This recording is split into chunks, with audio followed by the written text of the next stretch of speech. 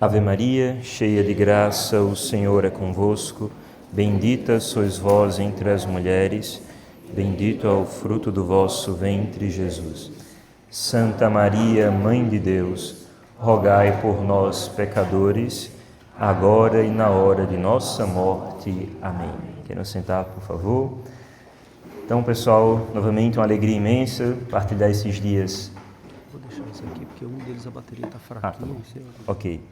Partilhar esses dias com vocês. Alguns, como eu disse na missa, não puderam chegar na nossa adoração de ontem, que já foi uma introdução ao retiro.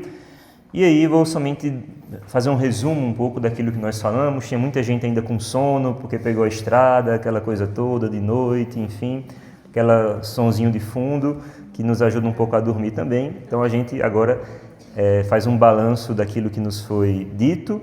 E aí a gente entra naquilo que é próprio realmente da primeira meditação, preparando-vos para o deserto. É importante ressaltar que o elemento essencial, principal de um retiro, não são as meditações do pregador. Aqui é somente pistas que eu vou dar para que vocês se coloquem na presença de Deus, se coloquem em silêncio e aí conversem com Deus, abram o coração, busquem escutar a sua voz, que é precisamente nesses momentos de recolhimento e de partilha que o retiro vai realmente acontecendo. A função do pregador é muito mais dar elementos para vocês levarem a oração e aí na oração mesmo, no diálogo com o Senhor, é onde realmente tudo acontece. Então, o tema do retiro, vocês estão vendo aí, caminhando juntos com Cristo, do diálogo à comunhão. E o nosso lema, então seus olhos se abriram e o reconheceram.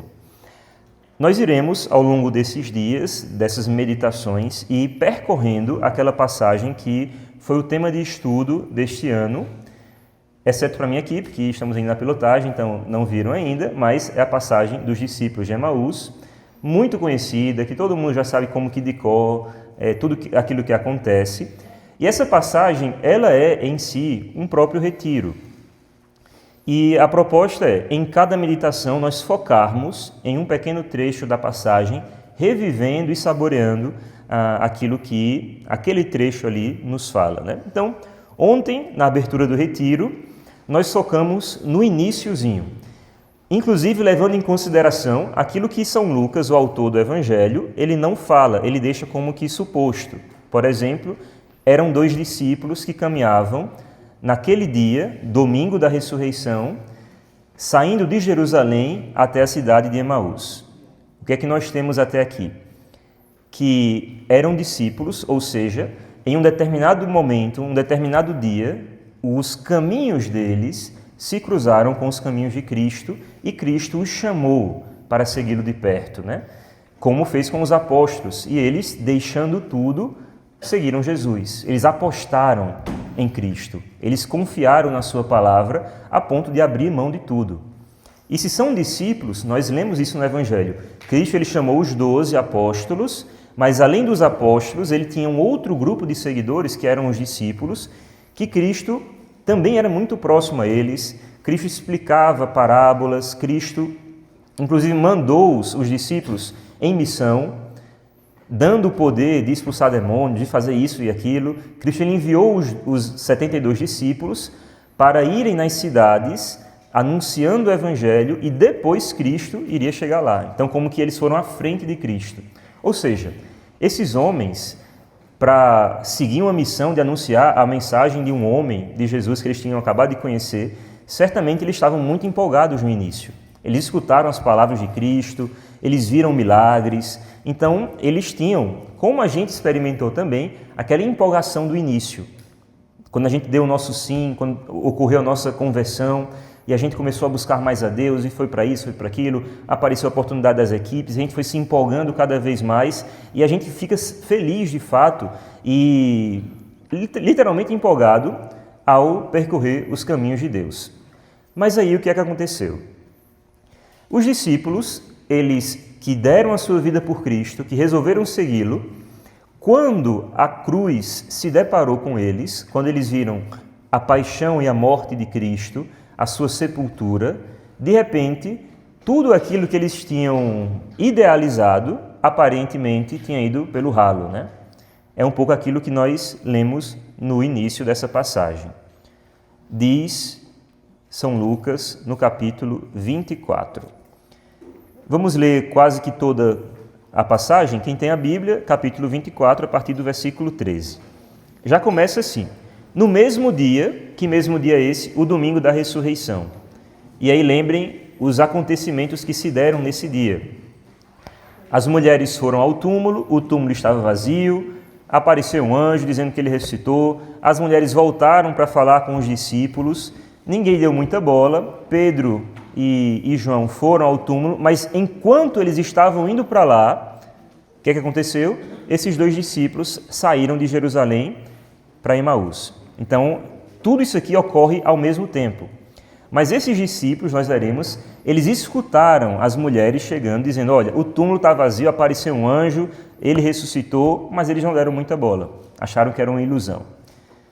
Então, caminhavam dois deles para uma aldeia chamada Emaús, que se encontrava a uma distância de 60 estádios, acho que é mais ou menos 12 quilômetros de Jerusalém. Iam falando um com o outro sobre tudo o que tinha passado. E aí, o que é que tinha passado? A crucifixão de Cristo, a sua paixão, a tortura, ele sendo arrastado, crucificado, enterrado, sepultado lá, e aí todos aqueles planos e aquele ideal indo por água abaixo, né?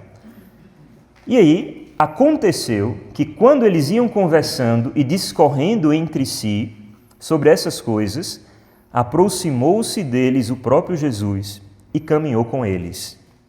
Os seus olhos, porém, estavam como que fechados, de modo que não o reconheceram. Ele disse-lhes: que conversas são essas que ides tendo pelo caminho? E detiveram-se entristecidos. É importante pegar o sentimento que eles estavam.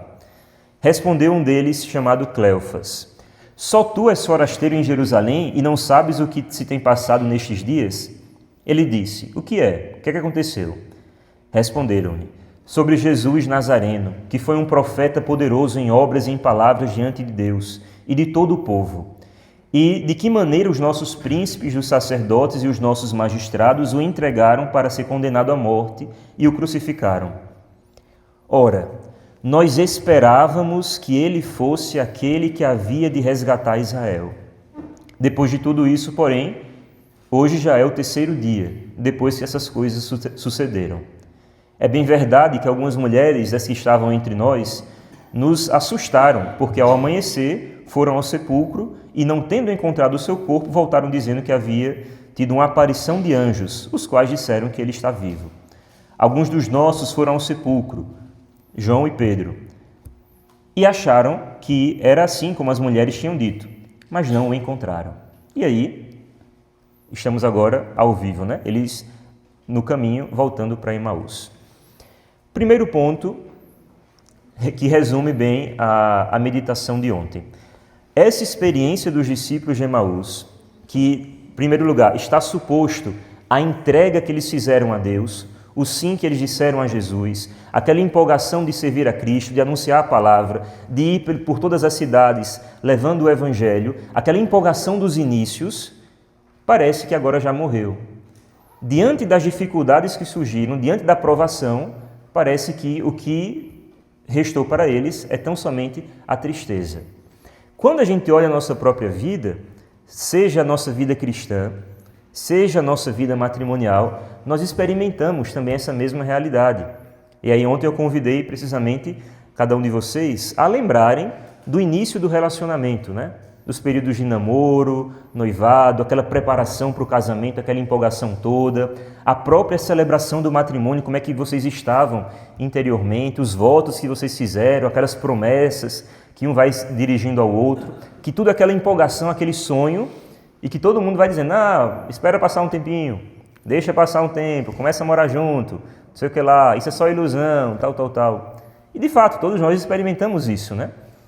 A empolgação dos inícios, do sim definitivo, mas quando a gente começa a conviver e descobre um pouco os defeitos do outro, que aparentemente eu não tinha descoberto durante o namoro, vão aparecendo as dificuldades financeiras, doença, a birra das crianças, problema com a sogra, tudo mais, e vai aparecendo as coisas que vai nos cansando e de repente, em não poucas vezes, né, não é muito raro isso acontecer, a gente cai num desânimo, né? E aí ficamos precisamente como os discípulos de Emaús voltando para casa, lembrando, caramba, que promessa foi feita para mim, que coisa maravilhosa eu pensava, e agora o que me resta é o desânimo e a tristeza. Naquele momento que eles estavam voltando para Emaús, certamente eles lembravam do seguimento de Cristo, né? Aquilo que Cristo dirigiu aos apóstolos, né? A Pedro, larga teus barcos, tuas redes, e eu vou fazer de ti pescador de homens. E Pedro respondeu empolgado. Mas o mesmo Pedro também passou por essa experiência. Quando veio à cruz, na última ceia ele disse, eu vou morrer por ti, Senhor. Bastou chegar aos soldados, ele teve medo e de repente abandonou tudo, né? Ficou ali com medo e tal. Nós experimentamos isso. E aí, iniciando um retiro, sendo convidados a fazer um exame de consciência, a refletir como é que eu estou, qual é a situação em que eu me encontro na minha caminhada de fé, aquela conversão inicial que muito me motivou, que eu busquei a Deus com muita intensidade, como é que eu a vivo? Como é que eu estou levando, tocando a minha vida de relação com Deus? Será que Deus ele caiu como que num marasmo, algo indiferente, que não toca realmente a minha vida? Eu vou somente fazendo o protocolo de ir para a missa no domingo e acabou, e vou suportando um pouco a vida. E o meu relacionamento conjugal também, né? Como é que eu vou tocando isso daí? Será que o sentimento que permeia é essa desilusão, esse sentimento de que criei muita expectativa, mas não é isso tudo? Ok, então o objetivo da primeira meditação foi somente escutar um pouco essa realidade. Agora, vamos dar um passo a mais na nossa reflexão. O primeiro ponto que é preciso destacar é a causa da tristeza. Vejam, quando Cristo ele entra no caminho dos discípulos e ele pergunta, né, por que vocês estão aí, o que é que vocês estão conversando, por que vocês estão tristes? E aí eles dizem a razão daquela tristeza. E está aqui no versículo 21. Nós esperávamos que fosse ele aquele que havia de resgatar Israel. Mas depois de tudo isso, já é o terceiro dia que essas coisas aconteceram e nada dele. A tristeza dos discípulos de Emaús se dá porque eles nutriram uma falsa esperança. Eles nutriram uma esperança em algo que Cristo nunca tinha prometido para eles. Nós esperávamos que fosse ele a libertar Israel, que era aquela antiga promessa, aquela expectativa do Messias que viria impor à força o reino, libertando Jerusalém da dominação romana. Então seria um Messias poderosíssimo que viria com um grande exército e iria destruir a opressão romana. Todo judeu esperava se vingar dos opressores romanos, né? Mas Cristo, sim, ele veio para nos libertar, mas de uma opressão muito e muito maior, que é o próprio pecado e das obras do pecado. Só que, por causa dessa falsa esperança, dessa expectativa posta num objeto errado, que Cristo nunca prometeu, quando veio à cruz, não era ele que iria libertar, não era ele que iria trazer a vitória, não era ele que iria derrotar o Império Romano. Como é que isso aconteceu? E aí a gente lá sabe que, na passagem, Cristo ele vai explicando o porquê o Messias deveria sofrer para então ressuscitar e trazer-nos a vitória. Mas isso aqui fica tema para a terceira meditação. Mas o ponto é, a tristeza se dava porque eles esperavam mal. Eles colocavam a expectativa numa promessa que Cristo nunca fez. A mesma promessa também a gente fica criando no nosso interior quando a gente se decide seguir uma vocação, seja ela matrimonial ou sacerdotal. Aquela empolgação dos inícios acaba iludindo um pouco a gente, achando que é somente aquilo. Que seguir a Cristo é a certeza de que eu vou ter uma vida tranquila. Mas ele não prometeu isso a seu ninguém. Pelo contrário, ele disse àqueles que quiseram segui-lo, quem quiser ser meu discípulo, negue-se a si mesmo, tome a sua cruz de cada dia e me siga. Ele prometeu, olha, meus discípulos vão experimentar isso aqui. E se a vida cristã é um constante identificar-se com Cristo, a santidade é precisamente isso, é se assemelhar cada vez mais a Cristo. Ele mesmo disse no Evangelho de João: se vos perseguiram, saibam que antes de vós eles perseguiram a mim. Então, se perseguiram o Mestre, e se o discípulo ele quer se assemelhar ao Mestre, ele tem que entender também que vai passar por provações. Mas o que foi que Cristo prometeu? Ele não prometeu vida tranquila, mas o que foi que ele prometeu? Eis que estarei convosco todos os dias até o fim do mundo. Ele prometeu força na tribulação, prometeu a gente ficar de pé. É isso, inclusive, que a gente reza no Pai Nosso. Não nos deixeis cair em tentação. Não é? A gente não está pedindo para não ter tentação, não ter tribulação, não ter problema. Pedimos para ficar de pé, para ter força. E isso sim Deus garante. Mas os discípulos, repito, criaram uma falsa expectativa, como nós também. Vendo o matrimônio como um filme de romance, isso aqui, como um mar de rosas, ignorando as cruzes que, vez ou outra, ou quase sempre, se apresentam no meio do caminho e que não devem ser encaradas com sentimento de tristeza, como se fosse um castigo, mas como ocasiões de vitória. Bom, o ponto principal para a gente mergulhar nessa passagem de hoje é aquilo que está no versículo 15 para 16. O próprio Jesus se aproximou e se pôs a caminhar ao seu lado, mas seus olhos estavam como que ofuscados, fechados, e não o reconheceram. Vejam, Cristo, naquele momento de angústia, de tristeza, ele entra no caminho daqueles dois. E aqui a gente tem que refletir de fato na nossa própria vida, né? De um Deus que é próximo de nós, de um Deus que se mete na nossa vida, que ele caminha junto conosco, de um Deus que se aproxima, que não espera, inclusive, ser convidado. Em muitas e muitas ocasiões, Deus ele entra na nossa vida invadindo mesmo. É claro, a mudança precisa de uma correspondência nossa, mas há sempre uma iniciativa de Deus de ir ao nosso encontro. A gente precisa sim abrir a porta, aceitá-lo, mas Deus está sempre ao nosso lado, né? E aí, ele não espera, por exemplo, que a nossa situação esteja perfeita para então se aproximar. Ele se aproxima precisamente quando estamos confusos, desanimados, né? Caminhando numa direção contrária àquele caminho que ele tinha proposto para cada um de nós. Deus ele se aproxima da gente precisamente nesses momentos de dificuldade, que muitas e muitas vezes são os momentos que bate aquela crise de fé. Deus esqueceu de mim porque eu estou passando por isso, Deus esqueceu de mim porque eu estou passando por essa dificuldade. O que é que nós vemos nesse evangelho? Que no momento em que os discípulos estavam no fundo do poço, era o momento em que Jesus estava mais próximo deles. E muitas vezes a gente não lembra disso aqui, né? Que diante da provação, não é que Deus esqueceu de mim, não. É o momento em que Ele está ao meu lado, segurando a minha mão para eu não cair. Então Jesus ele se aproxima precisamente nesses momentos. Ele se põe a caminhar, diz o Evangelho, né? Junto com eles, ao lado deles.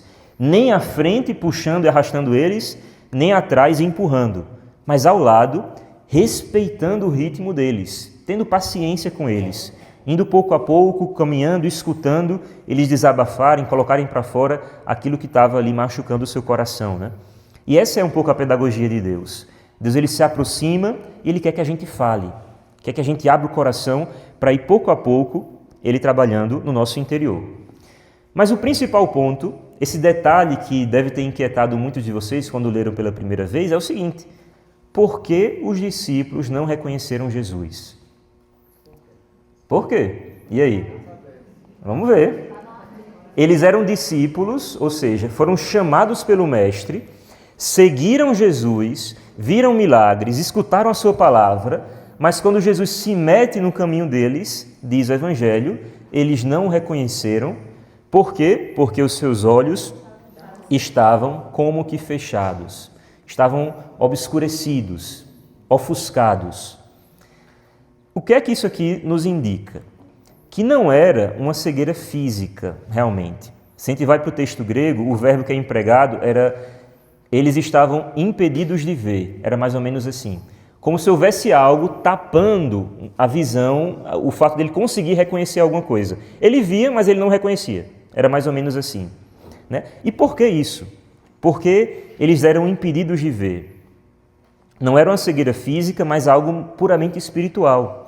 Os seus olhos estavam como que sequestrados pela dor, pela desilusão, por aquelas expectativas frustradas que eles encontraram, né? Aquela grande expectativa do Messias que iria libertar Israel, de repente tudo aquilo frustrou e todo o resto, todo o entorno das suas vidas meio que perdeu o brilho, meio que caiu naquela desilusão e eles, então, não reconheciam mais o Mestre. E é preciso a gente também fazer essa reflexão. Se eu consigo enxergar a presença de Deus na minha vida ou não. Por quê? Quando é que a gente para de reconhecer a presença de Deus? É precisamente quando a gente cai e deixa-se levar pela agitação da vida, pelaquela correria louca do dia a dia. Quando a gente deixa, por exemplo, as nossas preocupações ocuparem completamente o nosso coração, a nossa mente, né? Alguém que se encontra nesse estado, tenta rezar 1 minuto. Vai rezar um terço, vai ficar 5 minutinhos ali diante do sacrário. A pessoa não consegue rezar. Pode ser o maior silêncio do mundo, mas interiormente está uma bagunça completa, está uma agitação total. E a pessoa ela não consegue se colocar na presença de Deus. Quem dirá reconhecer essa presença em outros aspectos? Então, essa agitação da vida, as preocupações, a nossa frieza espiritual decorrente da nossa falta de oração, faz-nos pensar que Deus ele não está conosco. Meio que a gente vai caminhando sozinho, por conta própria, nas estradas da vida, e se vai dar certo é porque eu me esforcei muito, se deu errado é porque foi mais forte do que eu. Então não tem como reconhecer, nesse estado, a presença de Deus, né? Só que aí vai. Nós já falamos que Deus ele vem ao nosso encontro constantemente. Deus ele entra na nossa vida.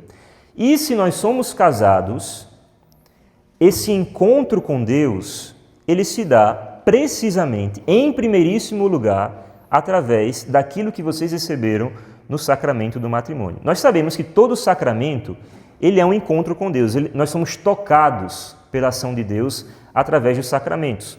Quando nós somos batizados, Deus ele derrama, ele toca na nossa alma, derramando a sua graça, de modo que nós somos recriados, somos limpos do pecado original e passamos a fazer parte da família de Deus. Quando nós nos confessamos, Deus ele toca a nossa alma, derramando a sua graça, e nós somos purificados dos nossos pecados. Quando a gente é crismado, o Espírito Santo toca a nossa alma. Então, todos os sacramentos são um toque, um encontro com Cristo. Mas aí pensem, todos os outros sacramentos nós recebemos num dia. Por exemplo, o efeito da confissão é aplicado naquele dia e pronto. Se eu pecar, acabou o efeito, eu tenho que ir lá me confessar de novo. O efeito da Eucaristia é quando eu recebo e aí depois eu vou seguindo e pronto. Eu recebi uma força, mas foi aquilo pontual, que me eleva espiritualmente, me dá força para caminhar, mas foi um toque pontual de Deus. Agora, o matrimônio, caros irmãos, é um sacramento completamente diferente de todos os outros. Por quê? Nós recebemos num dia, mas a nossa vida é a participação nesse sacramento. Ou seja, a graça do matrimônio, o encontro com Deus através do sacramento do matrimônio, ele não se dá somente na ocasião da celebração. O encontro com Deus na vida matrimonial, a partir do sacramento do matrimônio, ele se dá todas as vezes que nós honramos e buscamos ser fiéis àquilo que assumimos no altar. Então, todas as coisas que fazemos para o nosso cônjuge, a nossa vida partilhada com ele, é uma vida de encontro com Deus. Na pessoa do outro, inclusive. Eu encontro a Cristo diariamente quando eu olho de lado para o meu marido, por mais feio que ele seja, e ali está Cristo. Entendeu? Não tem problema. Eu olho de lado e vejo, caramba, aqui do meu lado, quando eu honro, quando eu me entrego ao meu marido, à minha esposa, eu estou me entregando a Cristo. Porque o meu matrimônio é o meu canal de encontro com Deus, primeiramente. Então, não é um sacramento que recebemos uma única vez, uma graça que é me dada somente naquele dia. É uma realidade que ela se estende e continua a ser um encontro com Deus quando buscamos ser fiéis às nossas promessas matrimoniais, né? Então, é preciso reconhecer o outro como um canal de Deus para mim. E veja, isso aqui não é, digamos assim, próprio tão somente da vida matrimonial. Por exemplo, quando Cristo ele nos fala da essência da lei, amar a Deus sobre todas as coisas e o próximo como a ti mesmo, Depois a gente vai vendo no Novo Testamento São João dizendo: como é que você diz que ama a Deus, que você não vê, se você não ama o próximo a quem você vê? É porque a maneira de amar a Deus ocupa o primeiro lugar, em termos teóricos. Mas em termos práticos, o amor ao próximo vem primeiro. E é precisamente amando o próximo que eu amo a Deus. Então veja, o próximo não é que ele seja algo como que indiferente à parte de Deus, não. Tudo aquilo que eu faço para o próximo, de alguma maneira eu faço para Deus também. É exatamente isso que Cristo vai falar em Mateus 25, naquela passagem do juízo final. Vinde a mim, benditos de meu Pai, porque quando estava com fome, me destes de comer. Estava com sede e me destes de beber. Estava nu e me cobriste. Estava preso e fosse me visitar. E aí o pessoal que foi salvo questiona, né? Quando foi que estavas com fome e eu te dei de comer, Jesus?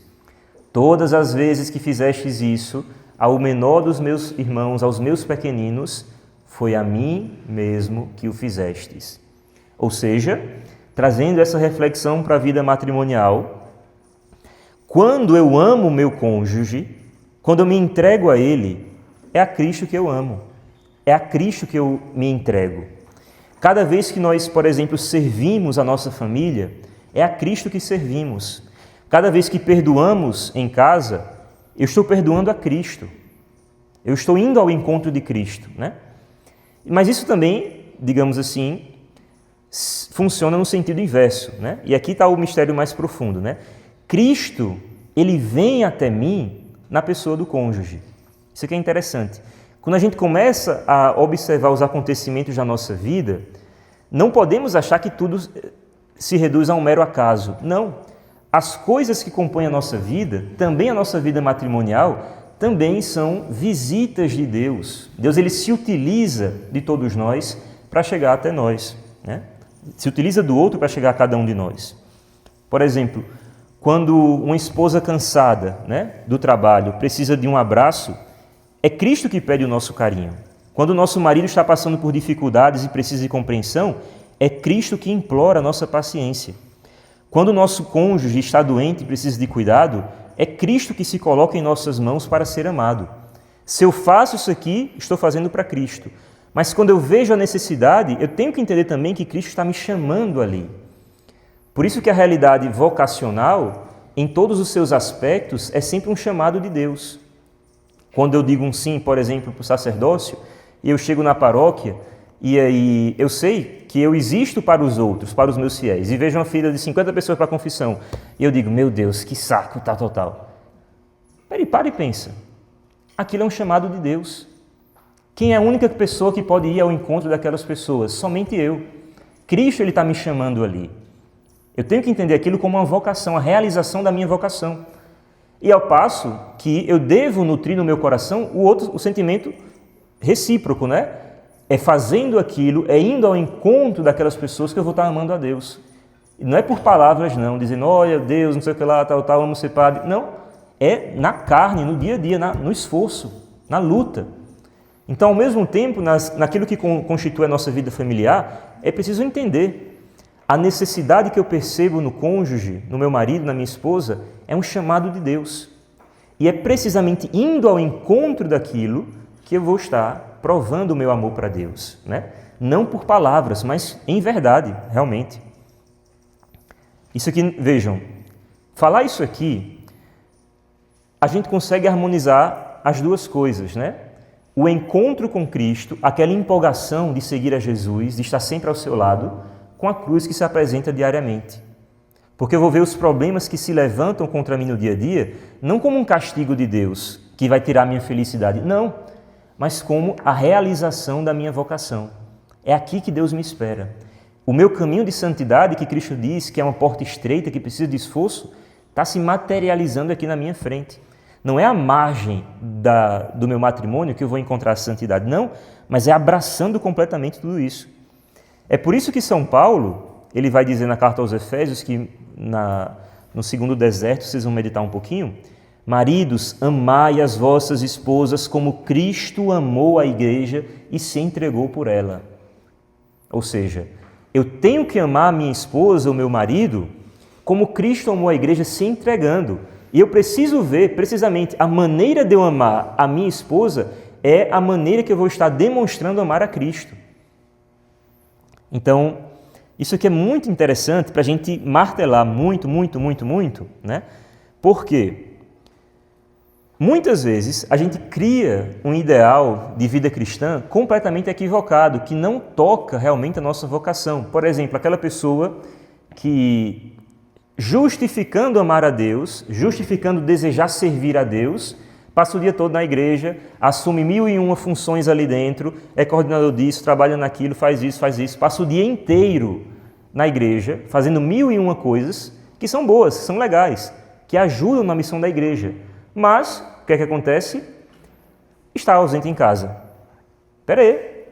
Mas, padre, eu quero servir a Deus. Isso aqui acontece muito no confessionário. A pessoa vem, se converteu. Padre, eu me converti, agora eu quero servir a Deus, arruma uma coisa para eu fazer aqui nessa igreja. Aí, veja como esse pensamento está completamente equivocado, né? Para eu servir a Deus, arruma um negócio para fazer aqui na igreja. Mas você é casada? Sou. Está aí já.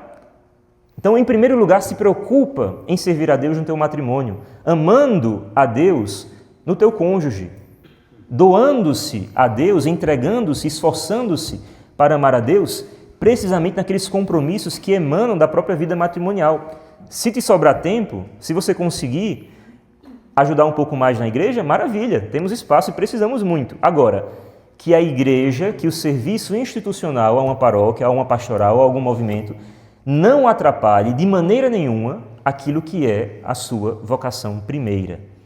Que é ali que eu encontro realmente o Deus que me chama realmente, né?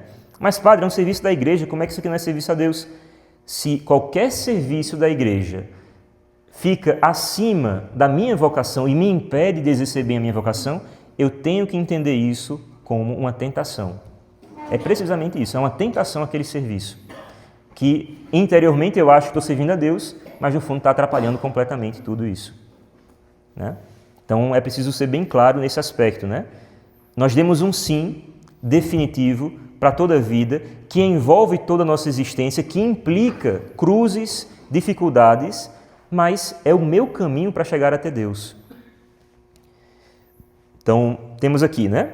Jesus que se aproxima sem ser reconhecido, e a causa desse não reconhecimento é aquela expectativa frustrada, aquela visão limitada, que eles não conseguem ver na própria cruz, nas dificuldades, a presença de Deus e um chamado de Deus para perseverar em meio às dificuldades. Eles fugiram da luta. Acharam que era demais, eita, mataram o nosso chefe, já vai ser a gente, vamos embora para casa. Fugiram da luta, foram fracos. Mesmo Deus, mesmo Cristo, tendo garantido que eles iriam ficar de pé. Estarei convosco todos os dias. Foram fracos e abandonaram a luta, né? Mas aí, eu entendo que eu não ando sozinho, eu não caminho sozinho, pelo contrário, Deus ele vem sempre ao meu encontro e o objetivo da nossa vida, para sair daquela tristeza que meditávamos ontem, é precisamente abrir os nossos olhos para o Cristo que vem ao nosso encontro diariamente, nas coisas mais simples e ordinárias da vida. Então, o principal ponto é exatamente isso, né? Como é que eu faço para abrir os olhos e perceber a presença de Cristo? Sabe como? Basta olhar de lado. Onde é que está Cristo na minha vida? Olha de lado. Está o seu marido, sua esposa, com os seus defeitos, as suas fraquezas. Olha para os teus filhos, ali está Cristo também. Cristo ele vem ao nosso encontro através dos outros. E quando a gente percebe que eu posso servir, eu posso me entregar, eu posso ir ao encontro da fraqueza e da necessidade do outro, é precisamente isso que me faz amar a Deus, que eu provo o meu amor a Deus, né? E reconhecendo a necessidade como um convite, eu estou então cumprindo e realizando definitivamente a minha vocação, né? E aqui a gente encontra então a grande felicidade. Vejam, a gente olha a vida dos santos e parece uma desgraça, em termos de perseguição, dificuldade, problema. É uma loucura a vida de um santo. Leia qualquer biografia, não tem um santo que, nossa, que vida tranquila, super legal, ficar de perna para cima, rezando. É só perseguição, calúnia, tortura, morte, tudo. É exatamente isso. Mas qual é o elemento que é comum a todos os santos? A felicidade. Ser santo é ser feliz também, necessariamente. Então essa felicidade que Cristo nos propõe, ela convive junto com dificuldade. E ela é alcançada precisamente enfrentando essas dificuldades com a presença de Deus, né? Então, vejam, aquela tristeza que muitas e muitas vezes abate o nosso coração quando nós nos lidamos com as dificuldades, no fundo, está completamente errado. Ela se dá porque eu estou com os meus olhos fechados para os convites e o encontro que Deus quer ter comigo através daquilo ali. Então, o marido e a mulher que amam um ao outro, né, estão amando concretamente a Cristo, na pessoa do outro, né? Então, eu elenquei aqui, para a gente já encerrando e ir para o nosso deserto, alguns pontos que podem, por exemplo, levar-nos a não reconhecer a presença de Cristo no outro, né? Algumas razões, né? Algumas tentações, algumas lentes, melhor dizendo, embaçadas que nos impedem de ver Cristo no outro, né? Por exemplo, aquela lente embaçada do perfeccionismo, né? Ah, se meu marido fosse perfeito, se ele não tivesse isso, se minha esposa não fizesse isso, se ela não fosse assim, eu conseguiria amá-lo melhor. Não, você é chamado a amá-la do jeito que ela é, do jeito que ele é. Por quê? Porque Cristo ele não vem até nós através da perfeição do outro. Ele vem também através da fraqueza. E aquilo é o nosso chamado também. A fraqueza do outro é um convite para eu ir em auxílio dele, né? Até tem aquela passagem, não lembro bem se é na carta aos Tessalonicenses, que São Paulo diz: suportai-vos uns aos outros. E aí o pessoal entende esse suportai-vos como aturar, né? Aguenta até terminar. Não é bem isso. Suportai-vos uns aos outros é precisamente ser o suporte para a fraqueza do outro. Ali está um chamado de Deus. Para eu ir ao encontro da sua fraqueza, das suas misérias, dos seus pecados, dos seus defeitos, precisamente porque ali é onde se materializa a minha missão. Eu tenho que ir ao encontro daquilo. Uma outra lente embaçada é a lente do sentimentalismo, né? Ah, se eu sentisse aquela emoção do início, do namoro, seria mais fácil amar. Mas agora não tem mais. Mentira! O amor maduro, ele independe de sentimentos, né? E escolhe amar, mesmo quando não sente vontade. O amor, caros irmãos, o amor verdadeiro, ele é uma escolha. Eu insisto muito isso aqui nas minhas pregações, nos encontros da minha equipe, né?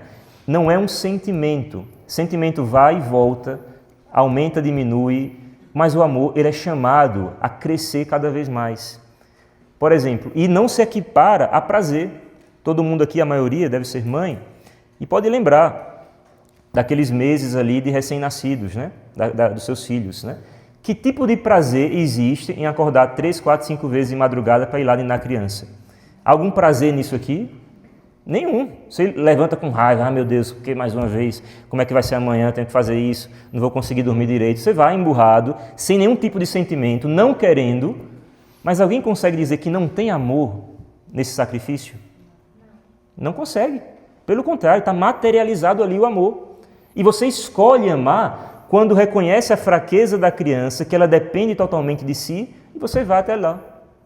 E ali, aquilo te realiza, né? Dói, dói. Cansa, cansa. Beleza. Mas passa um tempinho, olha para trás. Quando você cumpriu a missão, aquilo realiza, porque aquilo é a sua vocação. Então, a gente não pode deixar com que essa lente do sentimentalismo, o amor é emoção, é isso, é aquilo, nossa, tal, vá fazendo com que, deixando de amar, de sentir, eu pare de reconhecer a presença de Cristo no meu cônjuge. Não, tentação. O amor verdadeiro, ele independe de sentimentos. Ainda que sentimentos sejam bons, precisamos nutri-los, precisamos reacender o fogo da paixão, mas ele é, antes de tudo, uma escolha. A lente da comparação, né? Ah, se meu marido fosse como fulaninho que é casado, olha o que ele faz para ela, e meu marido não faz nada aqui. Olha como é que a esposa de fulano se comporta, e essa minha aqui faz essas coisas. Mentira também. Cristo escolheu vir até você através daquela pessoa específica que você disse um sim.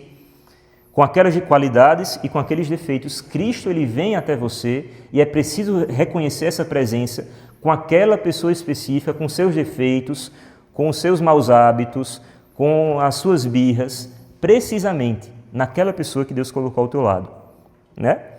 E também, por último, essa lente do orgulho, né? Eu faço a minha parte, o problema é ela, é ele. Eu estou fazendo isso aqui, faço isso, ele não faz nada, tal, só eu que faço isso, tal, eu que me esforço nessa casa, fulano só fica olhando. Espera aí, mentira também. No matrimônio cristão, a nossa única responsabilidade é amar como Cristo amou. E Cristo ele não esperou absolutamente nada de ninguém para nos amar. Cristo ele não esperou a nossa iniciativa, dizer, Senhor, eu te amo, me ama de volta. Não. O próprio Paulo vai dizer, quando ainda éramos pecadores, Cristo nos amou. Então, o amor verdadeiro, ele não exige nada em troca, ele se doa. E nós somos chamados a amar sim. Amai as vossas esposas como Cristo amou a igreja. Ele não esperou nada em troca. E é precisamente isso que vai destruindo o orgulho, né? Quando a gente faz sem esperar em troca. A gente faz aquilo, aguardava interiormente um agradecimento, não sei o que lá, um elogio, não veio. Eu vou sacrificar isso aqui. E pouco a pouco, o coração do outro ele vai sendo modificado. É aqui que está a questão. Então, caros irmãos, é preciso tomar consciência, diferentemente dos discípulos de Emaús, né? Que Deus ele está sempre ao nosso lado. E Ele está ao nosso lado e Ele entra na nossa vida de maneira disfarçada, com o rosto do meu marido, com o rosto da minha esposa. Não é que o outro seja, e ali está fazendo um fantoche, um papel. Não, é que Cristo ele se apresenta através das realidades que compõem a nossa vida. E cada ponto desse é um convite de Deus para eu dar um sim para aquela vocação que eu assumi há anos atrás, né? E aí eu começo a enxergar as dificuldades, as cruzes, as pedras no meio do caminho, não como castigos, não como um Deus que se afastou de mim, mas como um Deus que está ao meu lado para me fazer superar isso daí. Vejam, se a gente não tivesse dificuldades na vida, também na vida matrimonial, ninguém poderia se dizer vencedor de absolutamente nada. O vitorioso é aquele que supera, que vence as batalhas que apareceram. Então, se tem problema, que bom, tem a oportunidade de vencer. Se tem problema, maravilha, tem a oportunidade de sair fortalecido, né? E para a gente ficar forte, ali Marcelo sabe muito bem disso, tem que doer, né? Sem dor, sem ganho, né, Marcelo? A frase dos marombeiros, sem dor, sem ganho. Então, também é assim na vida matrimonial. Dói a educação dos filhos, dói, corrigi-los, tal, dói bastante. Esforçar para pagar as contas, isso aqui, dói bastante. Mas é precisamente através dessa dor, doada mesmo, digamos assim, entregue, reconhecendo isso como o nosso caminho para chegar até Cristo, que nós vamos, entre aspas, assim, ganhando, né? Saindo vitoriosos, não pelas nossas forças, mas pelo Cristo que vem sempre ao nosso encontro. Amém? Amém. Falei mais do que o necessário, então já tomei um tempinho do deserto, e aí a gente vai ter um deserto aí também. Tá com a folhinha do deserto aí? Me dá só para eu comentar um... Pega lá, por favor. Eu acho que eu não...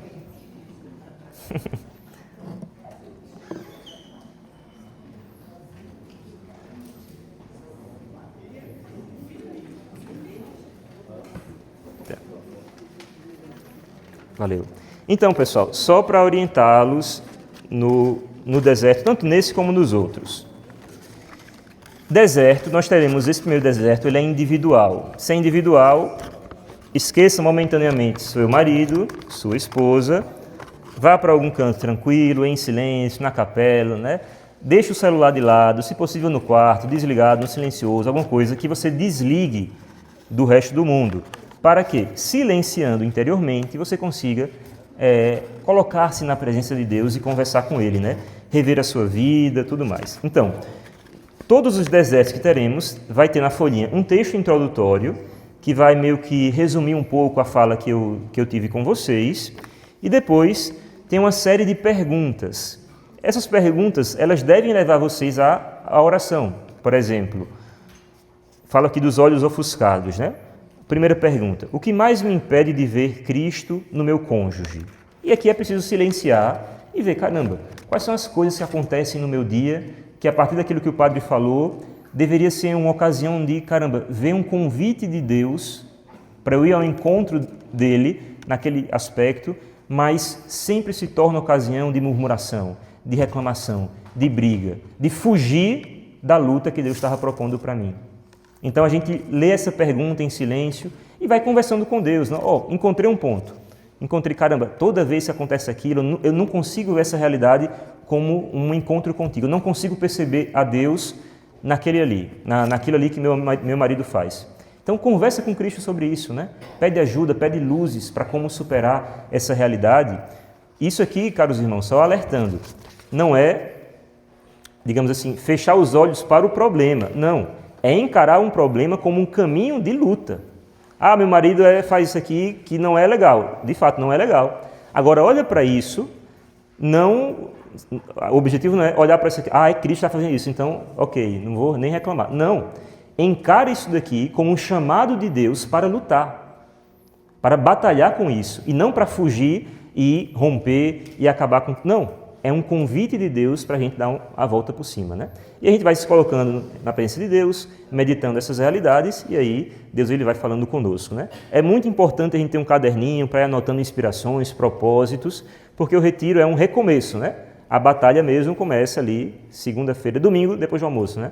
Quem tem ainda o domingo todo em casa pode ter alguma oportunidade de já aplicar isso daí, né? Então tá bom. A gente vai ter 1 hora para esse vídeo, então a gente vai retornar aqui para o plenário às 11 horas, tá?